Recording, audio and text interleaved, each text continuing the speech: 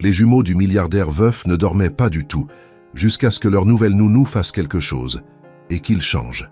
Alexandre Moncler regardait par la fenêtre de son bureau, au 50e étage, observant les lumières scintillantes de Paris qui s'étendaient à perte de vue. À 34 ans, il était l'un des hommes les plus riches d'Europe, PDG d'un empire technologique qui s'étendait sur 3 continents. Pourtant, malgré toute sa fortune et son succès, il se sentait complètement démuni face à un défi qui semblait insurmontable.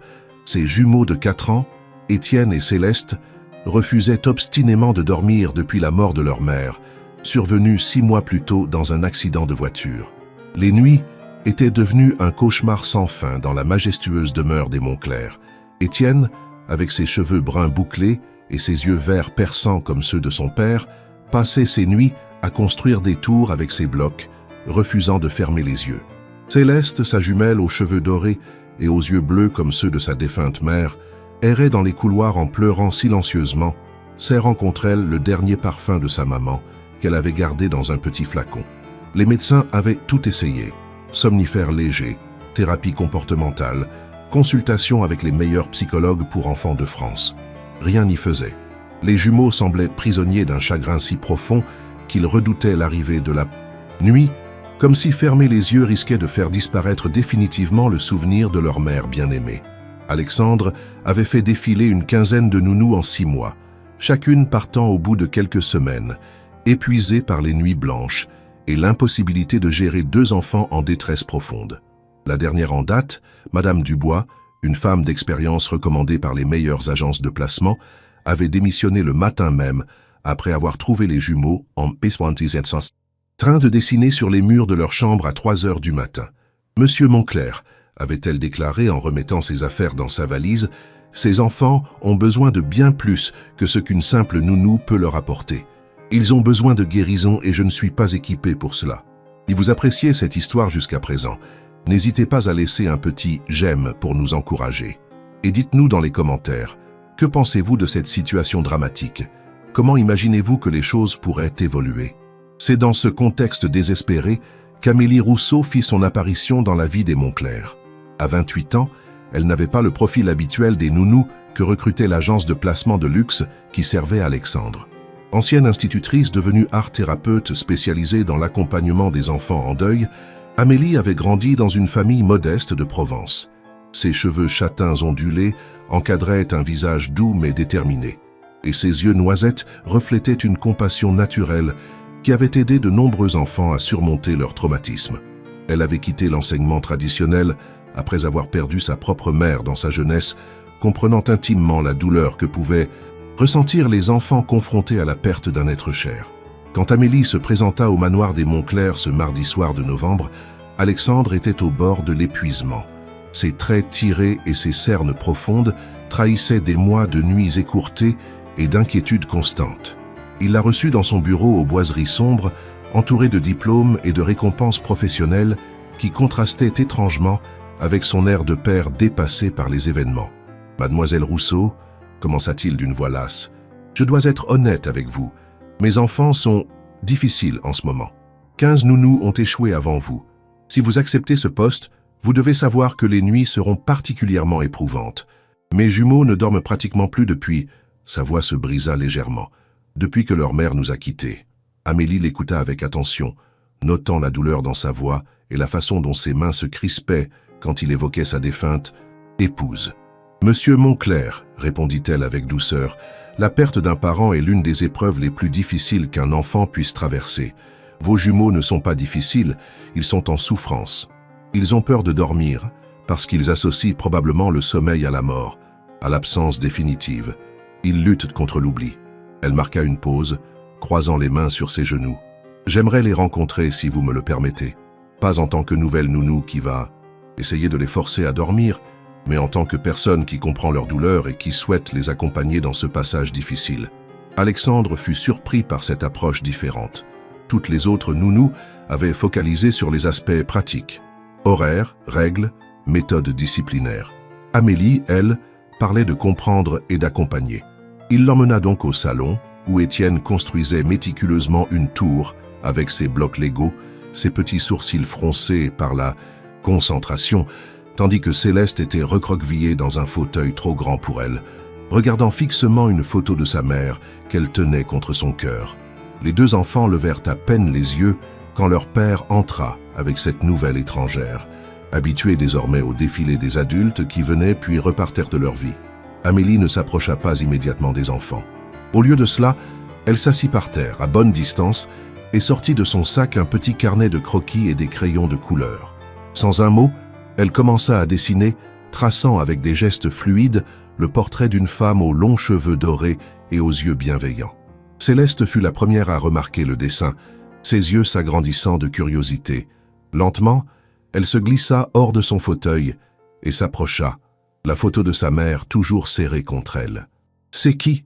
demanda-t-elle d'une petite voix hésitante, la première phrase qu'elle prononçait devant un adulte autre que son père depuis des semaines. « C'est ma maman », répondit Amélie simplement, continuant à ajouter des détails au portrait. Elle était très belle, comme la tienne, regarde. Elle montra discrètement du regard la photo que tenait Céleste. Elle avait les mêmes yeux doux et le même sourire qui réchauffait le cœur, n'est-ce pas? Céleste hocha la tête, s'asseyant à côté d'Amélie pour mieux observer le dessin. Même Étienne avait abandonné sa construction pour se rapprocher, intrigué malgré lui par cette nouvelle venue qui ne leur demandait pas de ranger leurs jouets ou d'aller se coucher. « Elle est où maintenant, ta maman ?» demanda Étienne avec la franchise directe des enfants de 4 ans. Alexandre retint son souffle, craignant que cette question ne provoque chez Amélie une réaction qui pourrait perturber ses enfants. Mais la jeune femme répondit avec une sérénité qui le surprit. « Elle est partie au ciel quand j'avais ton âge, exactement comme votre maman. Au début, j'avais très peur de dormir parce que je pensais que si je fermais les yeux, j'allais l'oublier. Mais tu sais ce que j'ai découvert. » Les deux enfants se rapprochèrent encore, pendus à ses lèvres. « J'ai découvert que les mamans qui sont au ciel viennent nous rendre visite dans nos rêves, mais seulement si on dort assez profondément pour pouvoir les voir. » Cette révélation eut l'effet d'une petite bombe dans l'esprit des jumeaux. Céleste ouvrit de grands yeux ronds. « Maman peut venir dans mes rêves ?» Amélie sourit tendrement. « Bien sûr, ma chérie, mais les rêves, c'est comme des portes secrètes. Elles ne s'ouvrent que quand on dort vraiment, vraiment profondément. C'est pour ça qu'il faut apprivoiser le sommeil, le transformer en ami plutôt qu'en ennemi. » Étienne, toujours pratique, demanda « Et si on fait des cauchemars à la place ?» Amélie réfléchit un moment avant de répondre « Les cauchemars, c'est quand on a peur dans notre cœur. Mais si on remplit notre cœur de beaux souvenirs de maman avant de dormir, les beaux rêves ont plus de place pour venir. » Alexandre observait cette interaction avec un mélange d'espoir et d'incrédulité. En quelques minutes, Amélie avait réussi à établir un contact authentique avec ses enfants, quelque chose qu'aucune des précédentes nounous n'avait accompli. Elle ne leur promettait pas que tout irait mieux immédiatement, elle ne minimisait pas leur douleur, mais elle leur offrait une perspective différente sur le sommeil et les rêves. Plus important encore, elle leur montrait qu'elle comprenait leur souffrance parce qu'elle l'avait elle-même vécue. Ce soir-là, pour la première fois depuis des mois, les jumeaux acceptèrent d'aller dans leur chambre sans protester. Amélie les accompagna, non pas pour les forcer à dormir, mais pour instaurer un nouveau rituel qu'elle appelait « l'heure des beaux souvenirs ». Elle s'assit entre leurs deux lits et demanda à chacun de lui raconter leurs plus beaux souvenirs avec leur maman. Céleste parla de la fois où sa mère l'avait emmenée cueillir des fleurs dans le jardin pour faire un bouquet surprise pour papa. Étienne évoqua le jour où sa maman avait construit avec lui le plus grand château de sable de toute la plage lors de leurs dernières vacances. Amélie écoutait avec attention, posant de temps en temps des questions qui aidèrent les enfants à enrichir leurs souvenirs de détails sensoriels, l'odeur des fleurs, la sensation du sable entre les doigts, le rire cristallin de leur mère. Puis elle leur proposa de fermer les yeux et d'imaginer que ces beaux souvenirs devenaient comme des graines magiques qu'ils plantaient dans leur cœur avant de dormir. « Ces graines vont pousser pendant votre sommeil », leur expliqua-t-elle d'une voix douce, « et peut-être qu'elles deviendront des rêves où vous pourrez retrouver votre maman. » Miracle impensable. Ce soir-là, les jumeaux s'endormirent. Pas immédiatement, et pas sans quelques réveils dans la nuit, mais ils dormirent plusieurs heures d'affilée pour la première fois depuis la mort de leur mère. Alexandre, qui surveillait depuis le couloir, eut du mal à retenir ses larmes de soulagement. Quand Amélie ressortit de la chambre des enfants vers minuit, elle le trouva adossé au mur, l'air hagard mais rempli d'un espoir qu'il n'osait plus nourrir depuis longtemps. « Comment avez-vous fait ?» lui demanda-t-il dans un murmure pour ne pas réveiller les petits. Amélie le regarda avec compassion. « Je ne leur ai pas menti en leur disant que tout irait bien immédiatement. Je leur ai donné les outils pour transformer leur relation au sommeil. Mais monsieur Moncler, il faut que vous sachiez que ce n'est que le début. Les enfants en deuil ont des moments de régression. Il y aura encore des nuits difficiles, des colères, des chagrins soudains. Le processus de guérison n'est pas linéaire. » Alexandre hocha la tête, comprenant qu'Amélie ne lui promettait pas une solution miracle, mais un accompagnement authentique de ses enfants dans leur parcours de deuil. Les jours suivants confirmèrent les prédictions d'Amélie. Si les jumeaux dormaient désormais quelques heures chaque nuit, ils traversaient également des moments de grande détresse émotionnelle. Céleste eut plusieurs crises de larmes incontrôlables, réclamant sa mère avec une intensité déchirante. Étienne, lui, manifesta sa colère en cassant délibérément quelques-uns de ses jouets, furieux contre le monde entier d'avoir emmené sa maman.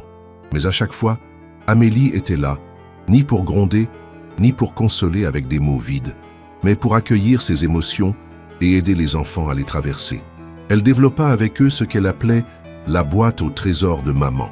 Ensemble, ils rassemblèrent des objets qui leur rappelaient leur mère. Un foulard qui sentait encore son parfum, une photo d'elle en train de rire, un petit bracelet qu'elle portait souvent, une recette écrite de sa main pour les cookies qu'elle leur préparait. Cette boîte devint un refuge pour les enfants dans leurs moments de grande tristesse.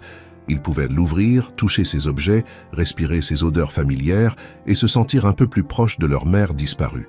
Amélie introduisit également des activités créatives qui aidaient les jumeaux à exprimer leurs émotions autrement que par l'insomnie et les crises. Elle leur apprit à dessiner leurs sentiments avec des couleurs. Le noir pour la tristesse profonde, le rouge pour la colère, le rose pour l'amour qu'ils portaient à leur maman, le jaune pour les moments de joie qu'ils pouvaient encore ressentir parfois. Ces dessins étaient ensuite accrochés dans leur chambre, créant une galerie émotionnelle qui évoluait au fil de leurs humeurs et de leur progression dans le deuil. Au bout de 3 semaines, un changement notable s'opérait dans la famille Moncler. Les jumeaux dormaient désormais entre 6 et 8 heures par nuit, avec certes encore quelques réveils, mais sans les crises de panique qui les caractérisaient auparavant. Plus important encore, ils recommençaient à rire de temps en temps, à jouer ensemble, à s'intéresser au monde qui les entourait. Céleste avait même recommencé à chanter de petites chansons, comme elle le faisait avant la mort de sa mère. Alexandre observait cette transformation avec un mélange de gratitude et d'admiration pour Amélie. Il la voyait travailler avec ses enfants, patiente, créative, toujours à l'écoute, et il réalisait qu'elle accomplissait bien plus que le travail d'une nounou traditionnelle. Elle était devenue une thérapeute, une confidente, presque une figure maternelle de substitution pour Étienne et Céleste. Mais cette prise de conscience s'accompagnait d'un sentiment plus complexe qu'Alexandre n'osait s'avouer. Il commençait à éprouver une attirance profonde pour cette femme exceptionnelle qui avait rendu l'espoir à sa famille. Ce sentiment le troublait profondément. Comment pouvait-il ressentir quelque chose pour une autre femme alors que le deuil de sa défunte épouse, Isabelle, était encore si présent dans son cœur? Isabelle avait été l'amour de sa vie, sa partenaire dans la construction de son empire financier, la mère parfaite de leurs jumeaux. Sa mort l'avait anéanti, le laissant avec un vide béant qu'il pensait impossible à combler. Et voilà qu'Amélie, avec sa douceur naturelle et son dévouement pour ses enfants, réveillait en lui des émotions qu'il croyait enterrées avec sa femme. Un soir de décembre, alors qu'Amélie venait de coucher les jumeaux après leur rituel habituel des beaux souvenirs, Alexandre l'invita à prendre un thé dans le salon. La neige tombait doucement dehors, créant une atmosphère feutrée dans la grande pièce aux meubles anciens. « Amélie » commença-t-il, utilisant son prénom pour la première fois depuis son arrivée, « je ne sais pas comment vous remercier pour ce que vous avez fait pour mes enfants. En quelques semaines, vous avez accompli ce que 15 autres personnes n'ont pas réussi à faire en 6 mois. » Amélie rougit légèrement, touchée par cette reconnaissance. « Monsieur Moncler, je n'ai fait que donner à Étienne et Céleste les outils pour apprivoiser leur douleur. Ils ont fait tout le travail eux-mêmes. Ce sont des enfants remarquables, avec une force intérieure extraordinaire. » Elle marqua une pause, semblant hésiter avant d'ajouter « Mais si je puis me permettre, je pense que vous aussi, vous avez besoin de vous autoriser à faire votre deuil. Vos enfants ressentent votre douleur, votre culpabilité peut-être. Pour qu'ils guérissent complètement, il faudrait que vous trouviez aussi votre paix avec le départ d'Isabelle. » Cette remarque toucha Alexandre en plein cœur. Amélie avait raison. Il portait une culpabilité énorme depuis la mort de sa femme. Le soir de l'accident, ils s'étaient disputés pour une histoire professionnelle stupide. Isabelle était partie en claquant la porte, prendre l'air avec sa voiture. Elle n'était jamais revenue. Alexandre se reprochait quotidiennement cette dernière dispute, persuadé que s'il avait su la retenir, elle serait encore en vie. « Comment savez-vous pour la culpabilité ?» demanda-t-il d'une voix étranglée. « Parce que je la lis dans vos yeux chaque fois que vous regardez vos enfants, » répondit Amélie avec une infinie douceur. « Et parce que moi aussi, j'ai porté cette culpabilité quand ma mère est morte. Je me suis reproché de ne pas avoir été assez présente, assez aimante, assez reconnaissante. Il m'a fallu des années pour comprendre que la culpabilité est souvent la façon dont notre cœur refuse de lâcher prise, refuse d'accepter que nous n'avions pas le contrôle sur cette perte. » Cette conversation marqua un tournant dans la relation entre Alexandre et Amélie. Non seulement elle s'occupait de ses enfants avec un dévouement exceptionnel, mais elle lui offrait également un espace d'écoute et de compréhension qu'il n'avait trouvé nulle part ailleurs. Progressivement, leurs échanges du soir devinrent plus intimes, plus personnels. Alexandre lui parla de sa relation avec Isabelle, de leur projet d'avenir brisé, de sa difficulté à concilier son empire professionnel avec son rôle de père célibataire. Amélie, de son côté, lui confia son parcours, sa propre enfance endeuillée, sa vocation tardive pour l'art-thérapie, sa volonté d'aider les enfants à surmonter les traumatismes qu'elle avait elle-même vécus. Elle lui parla aussi de sa solitude, de sa difficulté à construire des relations amoureuses durables, comme si son engagement auprès des enfants en souffrance monopolisait toute sa capacité d'amour. Ces confidences tissaient entre eux des liens de plus en plus forts, une complicité qui dépassait largement le cadre professionnel de leur relation. Alexandre se surprenait à attendre avec impatience ces moments d'échange, à observer Amélie avec une attention nouvelle. Il remarquait la façon dont ses yeux pétillaient quand elle riait, la délicatesse de ses gestes quand elle consolait les enfants, la passion qui animait sa voix quand elle parlait de son travail thérapeutique. De son côté, Amélie n'était pas insensible au charme d'Alexandre. Derrière le masque du milliardaire sûr de lui se cachait un homme blessé, vulnérable, qui faisait de son mieux pour être un bon père malgré sa propre souffrance. Elle admirait sa détermination à mettre le bien-être de ses enfants avant tout le reste, sa volonté d'apprendre et de se remettre en question pour mieux les accompagner.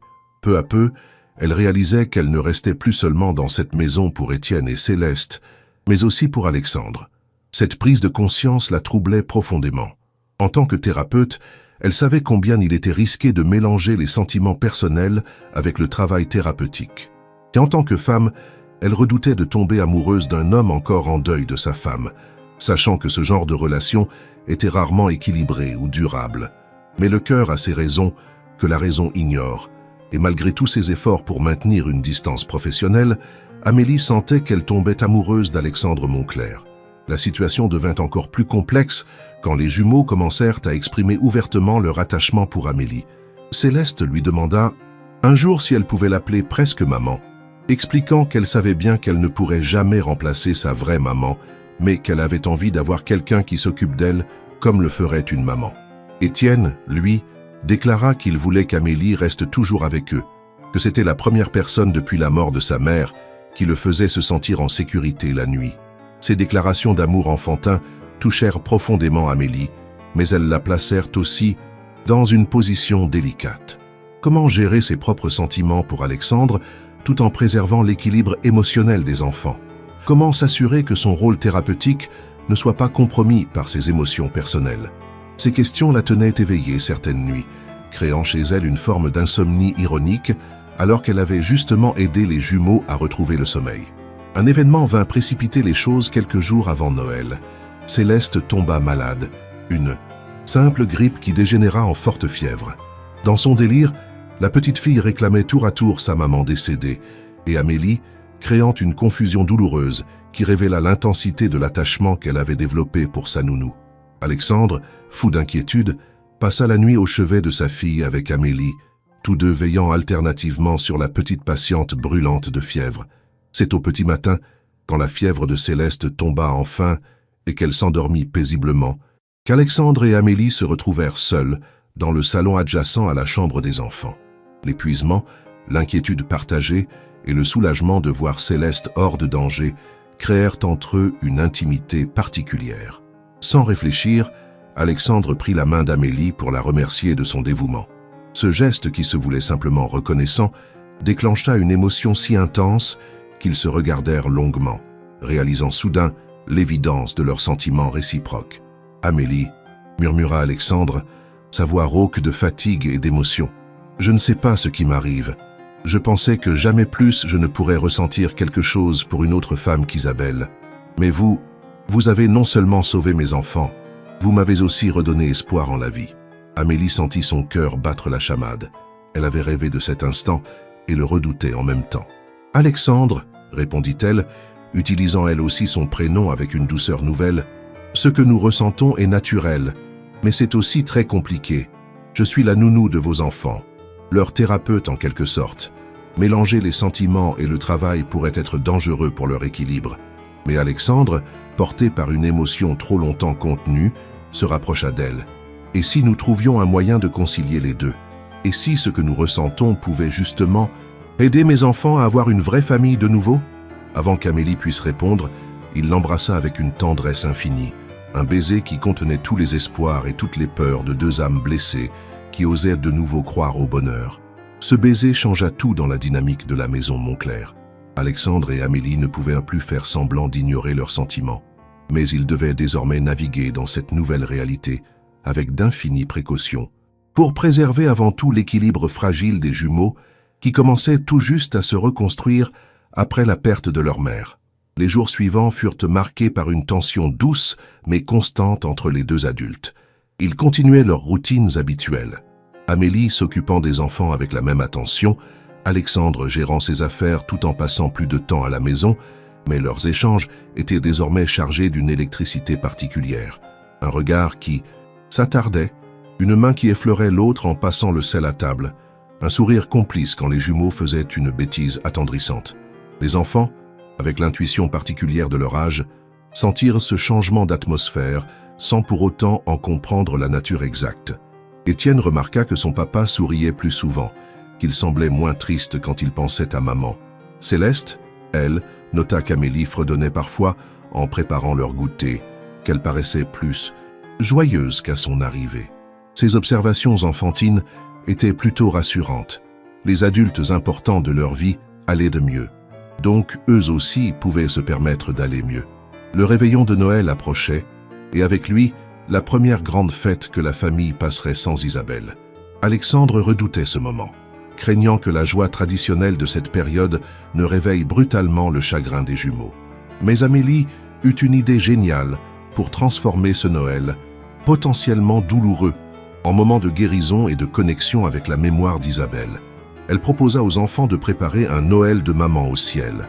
L'idée était de célébrer Noël normalement, sapin, cadeaux, repas de fête, mais en intégrant des éléments qui rendraient hommage à Isabelle et permettraient aux enfants de sentir qu'elle participait d'une certaine façon à cette célébration. Ils préparèrent ensemble des cookies selon la recette préférée d'Isabelle, décorèrent le sapin avec des ornements qu'elle avait choisis les années précédentes et installèrent sa photo au centre de la table de fête, entourée de bougies parfumées à son parfum favori. Alexandre fut profondément touché par cette approche. Au lieu de faire comme si Isabelle n'avait jamais existé ou de sombrer dans une tristesse paralysante, Amélie aidait les enfants, et lui-même, à intégrer le souvenir de sa femme dans leur nouvelle réalité. Isabelle faisait partie de leur histoire familiale. Elle avait contribué à faire d'eux ce qu'ils étaient aujourd'hui, et son absence physique ne devait pas effacer sa présence symbolique dans leur vie. Le réveillon fut un moment magique et émouvant. Les jumeaux racontèrent à Amélie tous leurs souvenirs de Noël avec leur maman. Alexander partagea des anecdotes sur les préparatifs de fête qu'Isabelle orchestrait avec tant d'amour et de perfectionnisme. Plutôt que de raviver la douleur, ces évocations créèrent une atmosphère de gratitude pour tout ce qu'Isabelle leur avait donné pendant sa présence parmi eux. Et quand vint le moment d'ouvrir les cadeaux, les jumeaux découvrirent qu'Amélie avait eu une attention particulière.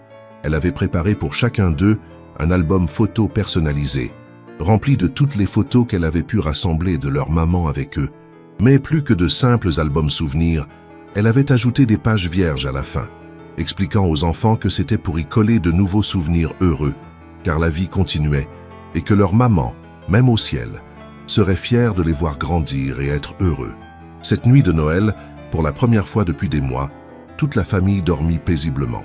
Les jumeaux s'endormirent facilement, leurs albums contre le cœur, et Alexandre put enfin se détendre, sentant que sa famille avait franchi une étape importante dans son processus de guérison collective.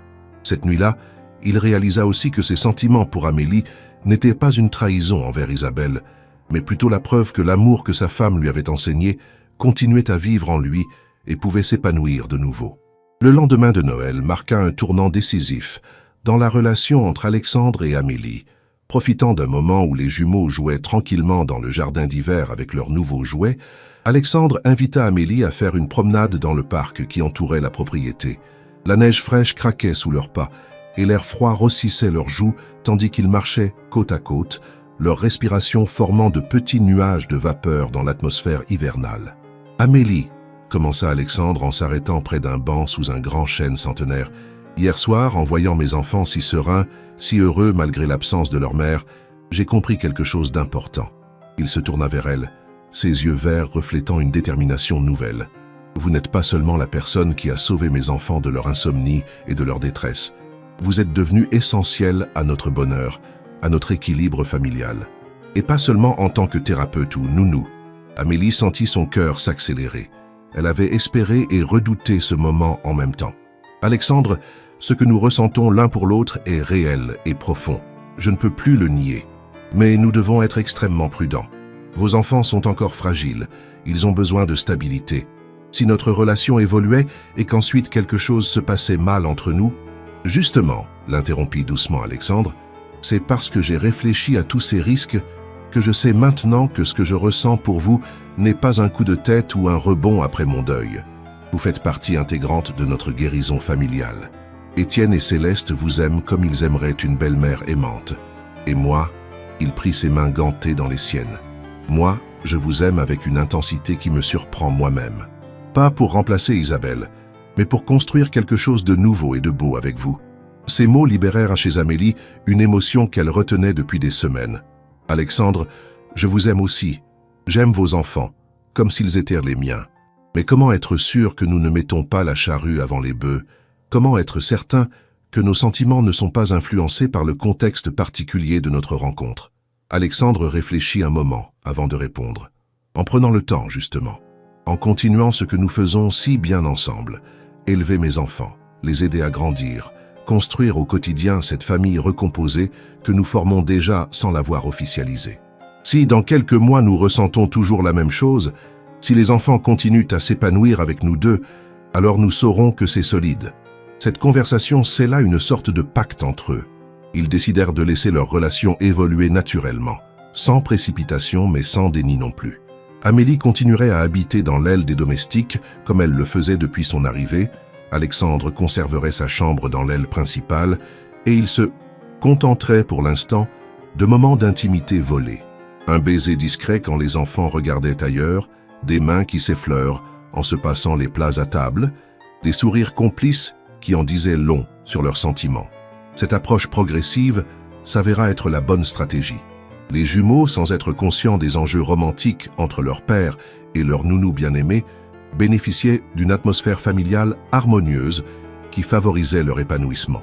Étienne retrouva son caractère enjoué et curieux, posant 1000 questions sur tout ce qui l'entourait, construisant des projets ambitieux avec ses jouets de construction. Céleste redevint la petite fille rieuse et affectueuse qu'elle était avant le drame, chantant de nouveau, dessinant avec passion, réclamant des câlins à tout moment de la journée. Plus important encore, les deux enfants parlaient désormais de leur mère de façon apaisée. Ils évoquaient spontanément des souvenirs heureux avec elle, posaient des questions sur sa personnalité, ses goûts, ses habitudes. Amélie et Alexandre répondaient toujours avec sincérité et amour, maintenant ainsi vivante la mémoire d'Isabelle tout en permettant aux enfants de continuer à grandir et à créer de nouveaux souvenirs. Au début de la nouvelle année, un événement imprévu vint tester la solidité de leur équilibre familial nouvellement trouvé. La mère d'Isabelle, Madame Dubourg, décida de rendre visite à ses petits-enfants qu'elle n'avait pas vus depuis l'enterrement de sa fille. Cette femme de 65 ans, encore très élégante mais au caractère bien trempé, avait toujours eu des relations compliquées avec Alexandre, qu'elle jugeait trop absorbée par ses affaires pour s'occuper convenablement de sa fille et de ses petits-enfants. Son arrivée dans la maison créa immédiatement des tensions. Madame Dubourg fut surprise de découvrir à quel point les jumeaux allaient mieux. Elle s'attendait à les trouver dans l'état de détresse où elle les avait laissés 6 mois plus tôt.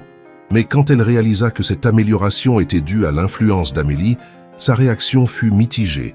D'un côté, elle était soulagée de voir ses petits-enfants épanouis. De l'autre, elle éprouvait une sorte de jalousie à l'idée qu'une étrangère ait réussi là où la famille avait échoué. « Ainsi, vous êtes la fameuse nounou miracle », déclara-t-elle à Amélie lors de leur première rencontre, son ton oscillant entre la gratitude et la suspicion. « Mes petits-enfants n'arrêtent pas de parler de vous depuis que je suis arrivée. Amélie par-ci, Amélie par-là.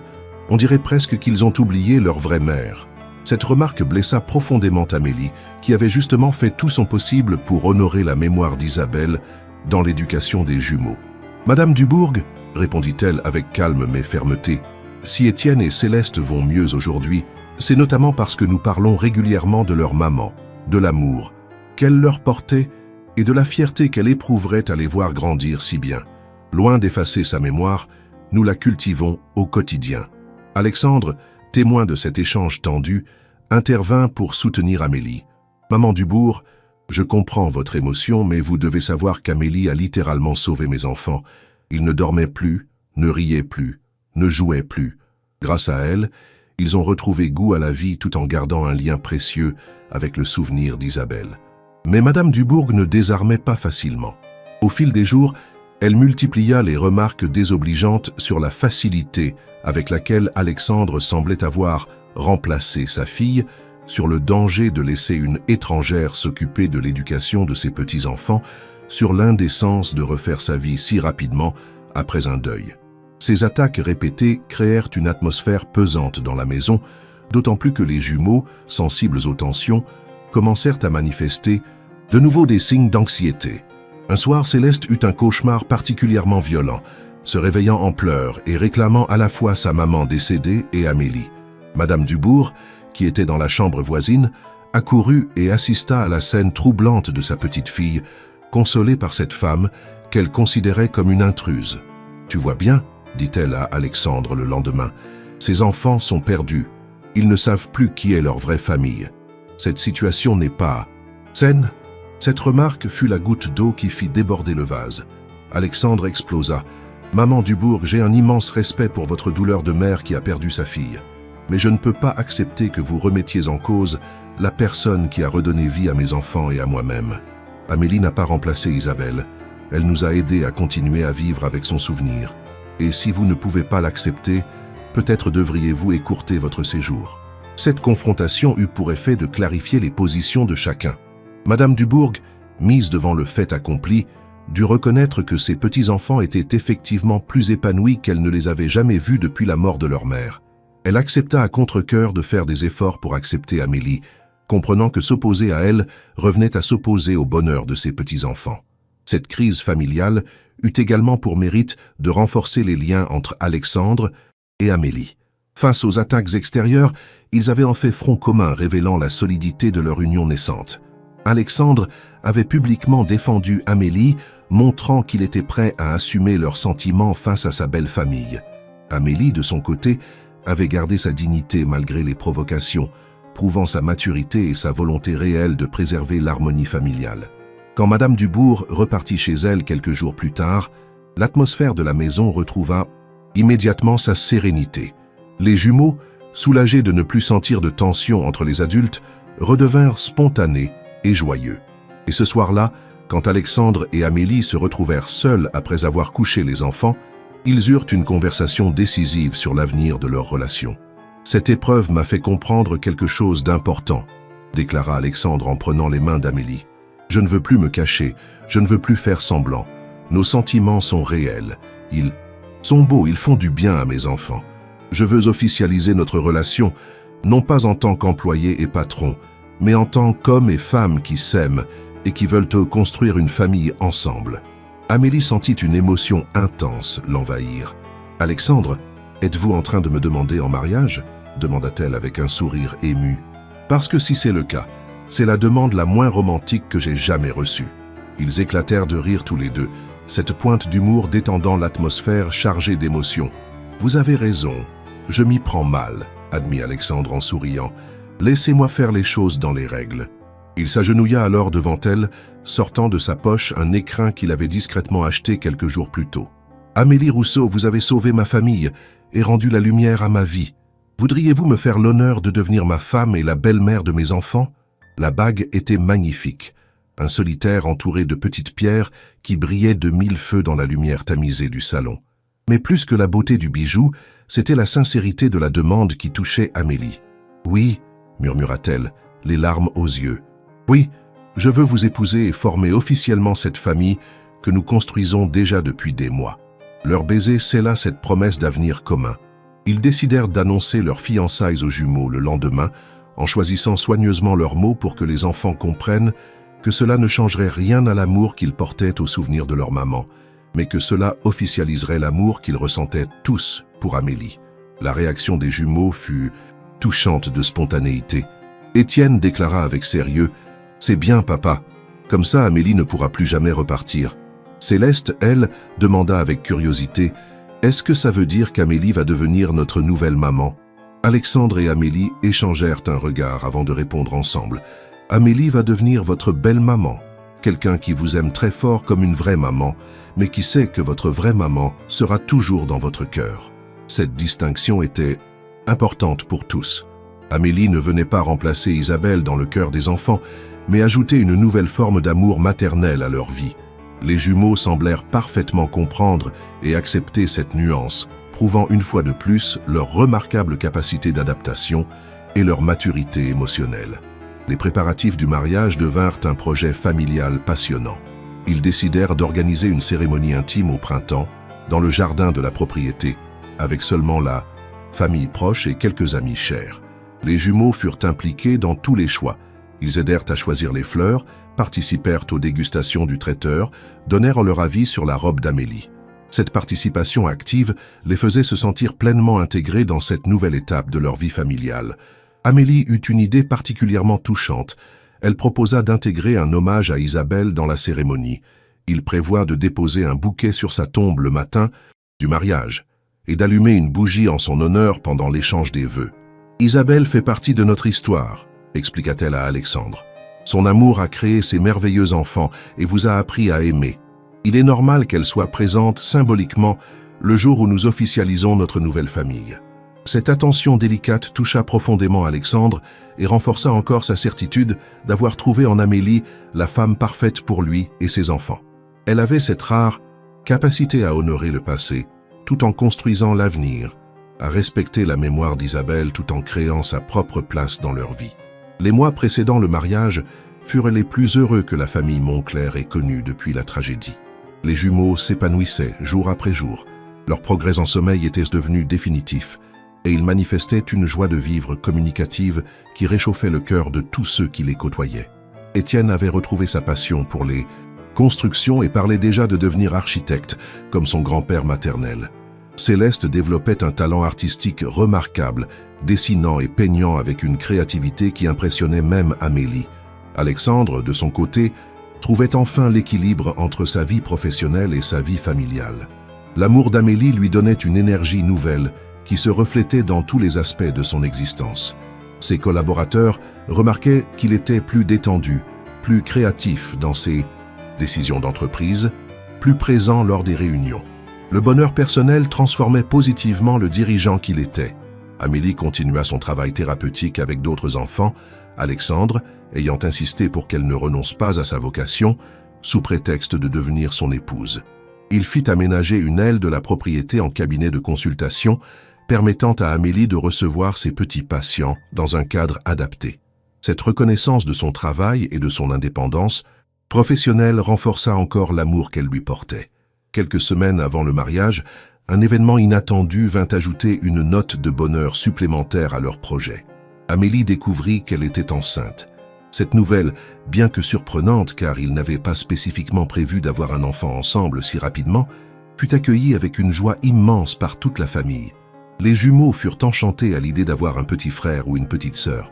C'est le Bébé d'Amélie et papa, déclara Céleste avec fierté. Il va avoir de la chance, il aura 2 mamans. Amélie sur terre et notre vraie maman au ciel qui va le protéger. Cette réaction spontanée montra une fois de plus la maturité émotionnelle remarquable des enfants et leur capacité à intégrer positivement tous les changements de leur vie familiale. Alexandre était fou de joie à l'idée de devenir papa de nouveau, cette fois avec la femme qu'il aimait et dans des circonstances heureuses. Ce bébé représentait l'aboutissement de leur reconstruction familiale, le symbole de leur amour et de leur capacité à créer du bonheur après la tragédie.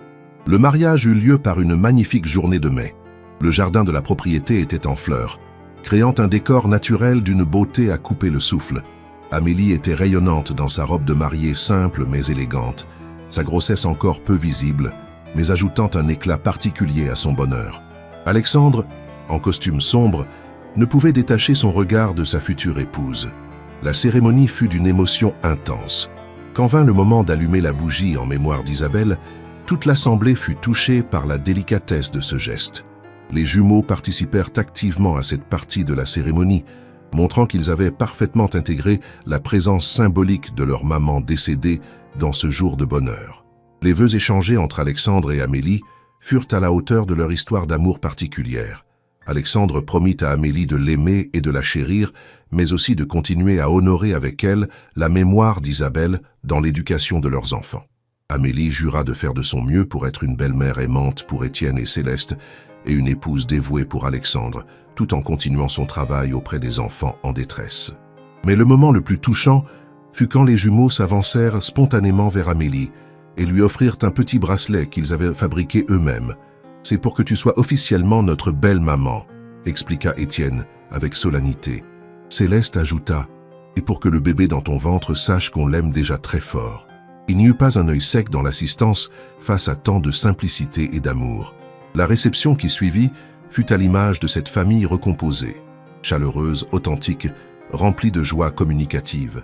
Même Madame Dubourg, venue pour l'occasion, dut reconnaître que ses petits-enfants n'avaient jamais semblé aussi épanouis et heureux. Elle présenta même ses excuses à Amélie pour son attitude lors de leur première rencontre, admettant qu'elle avait eu tort de s'opposer à une union qui rendait visiblement sa famille plus heureuse. Vous suivez toujours cette belle histoire d'amour et de reconstruction? N'hésitez pas à laisser un j'aime si vous êtes touché par cette transformation et dites-nous dans les commentaires, que pensez-vous de cette nouvelle famille recomposée? Croyez-vous au bonheur après de telles épreuves? Les mois qui suivirent le mariage confirmèrent que leur bonheur était solide et durable. La grossesse d'Amélie se déroula merveilleusement bien, les jumeaux étaient aux petits soins pour leur belle maman enceinte, et Alexandre rayonnait de fierté et d'amour. Ils avaient trouvé l'équilibre parfait entre honorer le passé et construire l'avenir, entre respecter la mémoire d'Isabelle et créer de nouveaux souvenirs heureux. Un soir d'automne, alors qu'Amélie était enceinte de 7 mois, les jumeaux vinrent la trouver avec une question qui la toucha profondément. « Amélie, » commença Céleste avec sérieux, « est-ce que tu crois que notre maman du ciel sait qu'on est heureux maintenant ?» Amélie caressa tendrement la joue de la petite fille. « J'en suis certaine, ma chérie. Les mamans du ciel veulent toujours le bonheur de leurs enfants. Elle doit être très fière de voir comme vous avez grandi, comme vous savez aimer et être aimé. » Étienne, toujours pratique, ajouta « Et elle va aider notre petit frère ou petite sœur à bien grandir, hein ?» Amélie sourit. « Oui, votre maman veillera sur ce bébé comme elle veille sur vous. Et moi, je m'occuperai de vous tous avec tout mon amour. » Ces échanges montraient que les enfants avaient parfaitement intégré leur nouvelle réalité familiale sans renier leur histoire. La naissance de leur fille, prénommée Espoir, en hommage à ce qu'elle représentait pour leur famille, fut un moment de bonheur absolu. Les jumeaux découvrirent avec émerveillement cette petite sœur qu'ils avaient tant attendue. Alexandre pleura de joie en tenant dans ses bras cet enfant né de son amour avec Amélie. Et Amélie, épuisée mais radieuse, réalisait que son propre parcours de vie l'avait menée exactement là où elle devait être. Espoir grandit entourée d'un amour familial exceptionnel. Elle avait un papa qui l'adorait, une maman qui la chérissait, un grand frère et une grande sœur qui la protégeaient, et même une maman du ciel qui veillait symboliquement sur elle à travers les récits que toute la famille partageait sur Isabelle. Les années passèrent, confirmant que leur reconstruction familiale était réussie.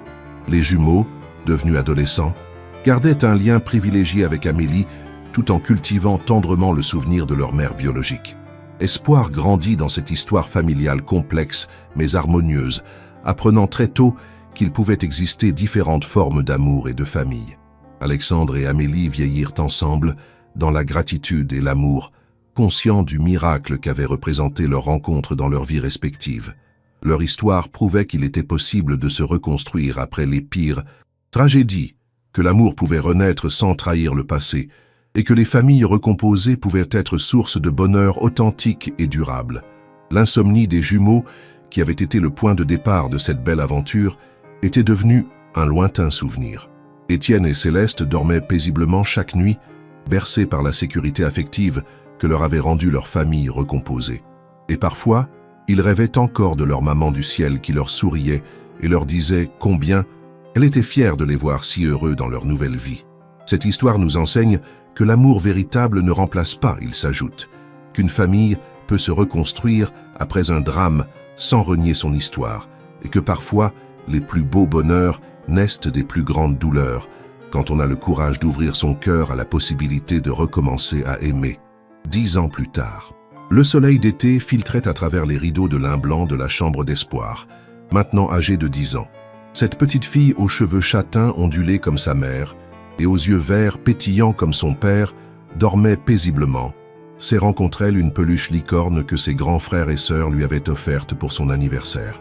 Dans la chambre voisine, Étienne, maintenant 14 ans, révisait ses cours de mathématiques avancées, rêvant toujours de devenir architecte.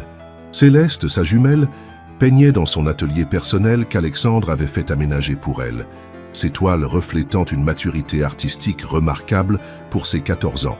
Amélie, 48 ans maintenant, descendait l'escalier principal de la demeure familiale, portant dans ses bras son plus jeune fils, Gabriel, âgé de 3 ans. Ce petit garçon aux boucles brunes et au sourire malicieux était le portrait craché de son père au même âge. Alexandre l'avait surnommé affectueusement « notre petit miracle tardif », car sa naissance avait été une surprise merveilleuse, alors qu'il pensait que leur famille était complète avec Espoir. « Papa est déjà parti au bureau ?» demanda Espoir en dévalant les escaliers, ses nattes blondes voltigeant derrière elle. Elle avait hérité de la ponctualité de sa mère et détestait rater le petit déjeuner familial. « Non, ma chérie, » répondit Amélie en souriant. « Il t'attend dans la cuisine, avec tes crêpes préférées. Tu sais bien qu'il ne partirait jamais sans avoir dit bonjour à sa petite princesse. » Alexandre, maintenant âgé de 54 ans, avait gardé son charme naturel, malgré quelques fils argentés dans ses cheveux bruns. Le succès de ses entreprises ne s'était jamais démenti, mais il avait appris à déléguer davantage pour passer plus de temps avec sa famille. Ce matin-là, il portait un tablier ridicule, décoré de petits chats que Gabriel lui avait choisis, et retournait des crêpes avec une concentration digne d'un chef étoilé. « Bonjour, mon trésor », dit-il en soulevant Espoir dans ses bras pour l'embrasser. « Alors prête pour ta dernière semaine d'école avant les grandes vacances ?» Espoir hocha la tête avec enthousiasme. Elle adorait l'école et ses amis, mais elle attendait avec impatience les vacances d'été que la famille passerait dans leur maison de Provence, une propriété qu'Alexandre avait achetée spécialement pour qu'Amélie puisse retrouver les paysages de son enfance. Étienne et Céleste rejoignirent la cuisine, comme chaque matin depuis des années. Malgré leur adolescence et les changements qu'elle impliquait, les jumeaux avaient regardé cette habitude du petit déjeuner familial qui les rassemblait tous avant de commencer leur journée respective. Ils embrassèrent Amélie avec tendresse. Elle était pour eux bien plus qu'une belle-mère, elle était devenue leur seconde maman, celle qui les avait aidés à grandir et à s'épanouir. « Amélie, » dit Céleste en montrant fièrement son carnet de croquis, « j'ai terminé le portrait de maman Isabelle pour l'exposition de l'école. Tu veux le voir ?» Amélie posa Gabriel dans sa chaise haute et examina attentivement le dessin de Céleste. La jeune fille avait représenté Isabelle d'après les photos familiales, mais avec une sensibilité artistique qui transcendait la simple reproduction. Elle avait saisi quelque chose d'essentiel dans le regard de cette mère qu'elle avait perdue si jeune. « C'est magnifique, ma chérie », murmura Amélie, émue aux larmes. « Tu as réussi à capturer sa douceur et sa force. Je suis sûr qu'elle serait très fière de voir le talent artistique que tu développes. » Alexandre s'approcha à son tour et son visage s'illumina en découvrant le portrait de sa première épouse. Après toutes ces années, Il pouvait regarder les photos d'Isabelle avec sérénité, gardant précieusement ses souvenirs tout en chérissant la vie qu'il avait construite avec Amélie. Maman Isabelle aurait adoré rencontrer Gabriel et Espoir, déclara Étienne avec cette maturité qui le caractérisait depuis l'enfance. Elle aurait été la grand-mère la plus gâteuse du monde. Cette remarque fit sourire toute la famille. Les enfants parlaient d'Isabelle naturellement, sans tristesse excessive, mais avec amour et respect. Amélie avait réussi ce tour de force de maintenir vivante sa mémoire, tout en permettant à chacun de s'épanouir dans le présent. Gabriel, du haut de ses 3 ans, ne comprenait pas tout à fait cette histoire familiale complexe, mais il savait qu'il avait une maman du ciel qui veillait sur lui, en plus de sa maman Amélie qui le câlinait tous les jours. Pour lui, c'était une richesse supplémentaire plutôt qu'une complication. Il pointait souvent le ciel en disant « Coucou maman Isabelle » quand il jouait dans le jardin, geste spontané qui attendrissait toujours Alexandre. Ce matin-là était particulier car c'était l'anniversaire de la mort d'Isabelle. 12 ans s'étaient écoulés depuis l'accident et la famille avait développé un rituel beautiful pour honorer cette date. Il ne la vivait plus comme un jour de deuil insurmontable, mais comme un moment de gratitude pour tout ce qu'Isabelle avait apporté dans leur vie et continue d'apporter à travers ses enfants. Après le petit déjeuner, toute la famille se rendit au cimetière avec un bouquet de pivoines blanches, les fleurs préférées d'Isabelle.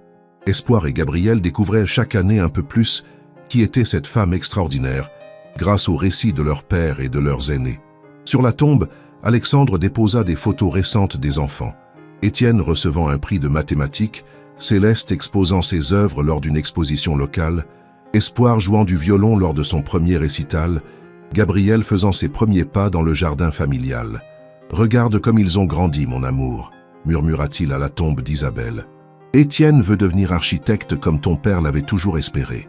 Céleste a hérité de ton sens artistique et de ta sensibilité. Et nos petits derniers, tu les adorerais. Espoir à ton rire cristallin et Gabriel à ton caractère déterminé. » Amélie se tenait légèrement en retrait, respectant ce moment d'intimité entre Alexandre et sa première épouse, mais les enfants l'entouraient naturellement, montrant combien elle faisait partie intégrante de cette famille recomposée. Céleste déposa son portrait d'Isabelle contre la pierre tombale. « Maman, j'ai voulu te dessiner pour que tu saches que je ne t'oublie jamais. Merci de m'avoir donné la vie et de me protéger du ciel. Amélie s'occupe très bien de nous, tu peux être tranquille. » Ces mots simples mais profonds résumaient parfaitement l'équilibre trouvé par cette famille, honorer le passé tout en embrassant pleinement le présent. Sur le chemin du retour, Étienne demanda à Amélie « Tu ne regrettes jamais d'avoir épousé papa ? C'était compliqué au début, avec nous et le souvenir de maman. » Amélie s'arrêta pour le regarder droit dans les yeux. « Mon chéri, épouser votre père et devenir votre belle-mère est la plus belle décision de ma vie. Vous m'avez tous appris que l'amour ne se divise pas, il se multiplie. J'aime votre papa, je vous aime vous et vos petits frères et sœurs, et j'aime aussi la mémoire de votre maman, pour tout ce qu'elle vous a donné. » Cette déclaration toucha profondément Étienne, qui était parfois encore traversé par des questionnements d'adolescents sur sa famille particulière. Ses amis du lycée avaient des familles plus classiques, et il lui arrivait de se demander s'il était normal d'avoir autant de formes d'amour dans sa vie. Mais les paroles d'Amélie le rassuraient.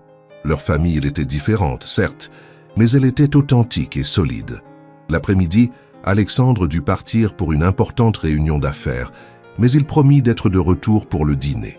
Amélie en profita pour emmener les 4 enfants au parc de la propriété pour un pique-nique improvisé. Gabriel courait derrière les papillons. Espoir lisait son livre préféré sous un grand chêne. Étienne construisait une cabane avec des branches tombées. Et Céleste croquait le paysage dans son carnet. « Amélie » dit soudain Espoir en levant les yeux de son livre. « Est-ce que tu crois que maman Isabelle nous voit en ce moment ?» Amélie réfléchit un instant avant de répondre. « Je pense que les personnes qu'on aime et qui nous ont quittés vivent dans nos cœurs et dans nos souvenirs.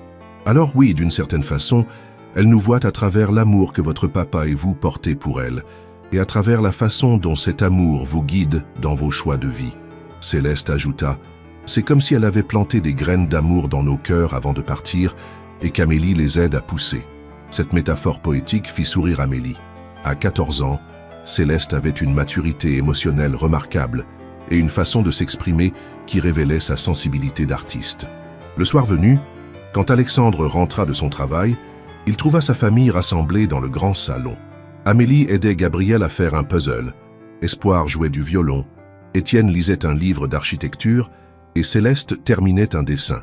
Cette scène de bonheur tranquille le remplit d'une gratitude profonde. 12 ans plus tôt, il était un homme brisé, seul avec des jumeaux traumatisés par la perte de leur mère. Aujourd'hui, il était entouré d'une famille nombreuse et aimante, chacun s'épanouissant dans sa personnalité unique. « Comment s'est passée ta journée, mon amour ?» demanda Amélie en l'embrassant tendrement. Alexandre la serra dans ses bras. « Bien, mais j'avais hâte de rentrer. C'est ici que je suis le plus heureux, avec vous tous. » Gabriel courut vers son père en criant « Papa, papa !» et Alexandre le souleva dans ses bras, respirant cette odeur de shampoing pour bébé qui lui rappelait l'époque où Étienne et Céleste étaient petits. Ce soir-là, au moment du coucher, ils respectèrent le rituel des beaux souvenirs qu'Amélie avait instauré des années plus tôt avec les jumeaux. Chaque enfant partageait le plus beau moment de sa journée. Gabriel raconta qu'il avait vu un écureuil dans le jardin. Espoir évoqua un compliment de sa maîtresse sur sa récitation. Étienne parla de sa réussite à un exercice de physique particulièrement difficile et Céleste décrivit la lumière parfaite qu'elle avait saisie dans son dessin de l'après-midi. Quand vint le tour d'Amélie, elle dit « Mon plus beau souvenir d'aujourd'hui, c'est quand Céleste m'a montré son portrait de maman Isabelle. J'ai réalisé que nous avions réussi à créer une famille où l'amour pour ceux qui nous ont quittés coexiste harmonieusement avec l'amour pour ceux qui sont présents. » Alexandre ajouta « Et moi, mon plus beau souvenir, c'est de vous avoir trouvés tous réunis dans le salon en rentrant du travail. Vous êtes ma plus grande réussite. » Plus tard, quand tous les enfants furent de coucher, Alexandre et Amélie se retrouvèrent sur la terrasse de leur chambre, regardant les étoiles comme ils aimaient à le faire depuis leur nuit de noces. « Tu sais, » dit Alexandre en prenant la main de sa femme, « parfois je me dis qu'Isabelle a envoyé un ange pour nous sauver et que cet ange c'était toi. » Amélie sourit dans l'obscurité. « Peut-être. Ou peut-être que nous nous sommes sauvés mutuellement. Tu m'as donné une famille à aimer. J'ai donné à ta famille les outils pour guérir. Nous avons construit quelque chose de beau ensemble. » Elle caressa son ventre encore plat, mais qui abritait déjà leur 5e enfant. Une grossesse qu'il venait tout juste de découvrir et qu'il n'avait pas encore annoncée aux enfants. « 5 enfants, murmura Alexandre avec émerveillement. Quand je pense qu'il y a 12 ans, j'arrivais à peine à gérer mes jumeaux insomniaques. Amélie rit doucement. « Et maintenant, tu es le père le plus attentionné que je connaisse. Isabelle serait fière de voir l'homme et le père que tu es devenu. » Cette nuit-là, ils s'endormirent paisiblement, conscients d'avoir accompli quelque chose d'extraordinaire, transformé une tragédie en renaissance, créé du bonheur après la douleur, prouvé que l'amour était plus fort que la mort et que les familles recomposées pouvaient être source d'un bonheur authentique et durable. Dans leur rêve, ils virent Isabelle qui leur souriait, approuvant le bonheur qu'ils avaient construit et bénissant la famille qu'ils continuaient d'agrandir. Car l'amour véritable ne connaît ni jalousie ni frontières temporelles. Il transcende la mort pour continuer à nourrir la vie à travers ceux qui savent honorer le passé tout en embrassant pleinement l'avenir. Le lendemain matin, le soleil se levait sur une nouvelle journée dans la vie de cette famille extraordinaire. Alexandre se réveilla en premier comme à son habitude et observa Amélie qui dormait encore, un sourire paisible sur les lèvres.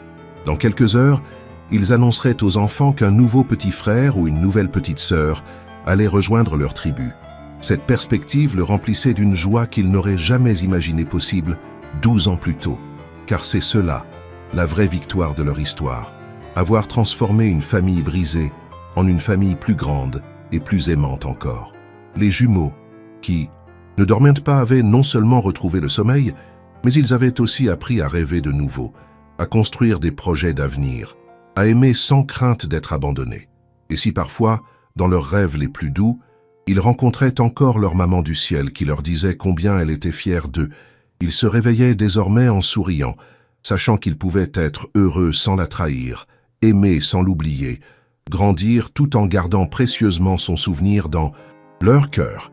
Merci infiniment d'avoir suivi cette saga familiale jusqu'au bout. Si cette histoire de reconstruction, d'amour et d'espoir vous a touché, n'oubliez pas de laisser un j'aime. Et dites-nous dans les commentaires, que retenez-vous de cette belle leçon de vie? Comment cette famille vous inspire-t-elle dans votre propre vision du bonheur et de la résilience? Vos retours nous font toujours très plaisir.